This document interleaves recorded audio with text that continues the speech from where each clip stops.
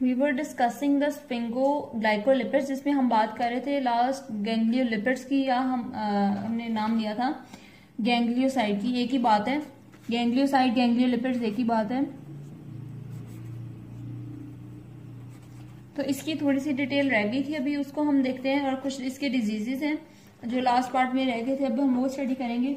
सो ganglioside के बारे में एक ब्रीफ ओवरव्यू ये है कि इसमें क्या प्रेजेंट था, ceramide plus oligosaccharide plus न्यूरेमनिक acid, या न्यूरेमनिक एसिड बेसिकली सियालिक एसिड भी हम इसको कहते हैं। सो इसकी ये कॉम्पोजिशन आपने नहीं भूलनी, ये इसको अच्छी तरह याद रखना है। सियालिक एसिड कहते हैं न्यूरेमनिक एसिड को। सो इसके बारे में हम थोड़ा सा देखते हैं सियालिक एसिड क्या है। This is a type of sugar acid. Sugar acid की बात हमने सारी डिटेल में की थी in the carbohydrate. Sugar acid में इसमें थोड़ा सा डिफरेंस क्या आता है कि शुगर एसिड में अगर हम ऐड कर दें glycerol, so this forms are deoxy acid. So ये एक डीऑक्सी एसिड है, आप ये भी कह सकते हैं। सो अगर हम देखें कि गैंग्लियोलिपिड्स को किस तरह से हम क्लासिफाई करते हैं,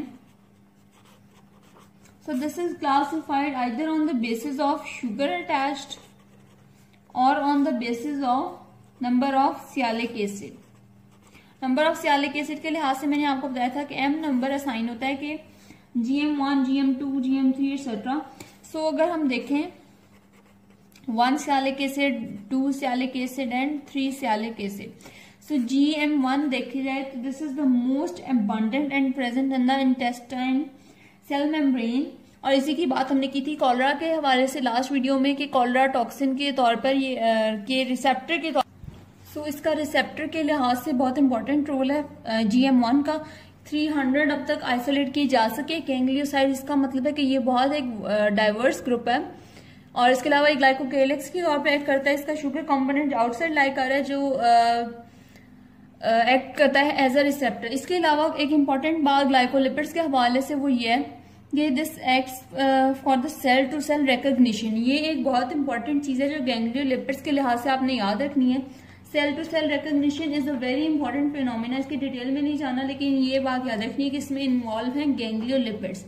एक है सेल टू सेल रिकॉग्निशन और एक है सेल टू सेल एडहीजन। ये दो मैकेनिज्म है। इसके अलावा they are also involve in the tissue recognition. ये कुछ इंपॉर्टेंट फंक्शंस हैं गैंग्लियोलिपिड्स की, आपने भूलने नहीं है। टिश्यू डिफरेंशिएशन, इसमें भी इनका रोल है। So this is about the gangliolipids. अब हम इसकी डिजीजेस देख लेते हैं। First is the Tay Sachs disease. ये डिजीजेस बहुत इंपॉर्टेंट है, ये लाजमी आती है पेपर में, खासतौर पे ये वाली गैंग्लियोलिपिड्स वाली। बाकी भी इंपॉर्टेंट है लेकिन ये जरूर आएंगी। सो टे-सैक्स डिजीज, इसमें क्या होता है कि there is a deficiency of lysosomal enzyme hexosaminidase, जिसकी वजह से ये गैंग्लियोसाइड जो है एक्यूमुलेट हो जाता है in the various locations in the body like brain, liver, muscle. और इसमें अब जो डिफरेंशिएशन पॉइंट, आपने ये पॉइंट्स जो मैं बताती हूँ ये नहीं भूलने, बिकॉज ये डायग्नोस्टिक क्राइटेरिया होता है, आपने इसी की बेसिस पे डिफरेंस करना होता है, डायग्नोज करेंगे आप सिनेरियो में। तो इसमें क्या होता है, cherry red spot on muscle. हमने इससे पहले चेरी रेड मैक्यूला की बात की थी नाइमन-पिक डिजीज में। इसके अलावा इसमें क्या होता है, मेंटल रिटार्डेशन और ब्लाइंडनेस और मसल वीकनेस। तो ये कुछ बातें हैं इसकी। अब नेक्स्ट डिजीज है Farber's disease. This is the accumulation of ceramide. ये सीरामाइड की थी, ये हमने पीछे डिस्कस नहीं की, इसको सीरामाइड के लिहाज से आपने याद रखना है।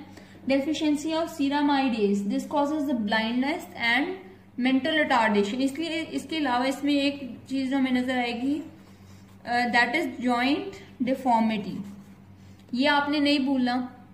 फिर एक बात हमारी अभी रह गई थी सल्फोलिपिड्स की,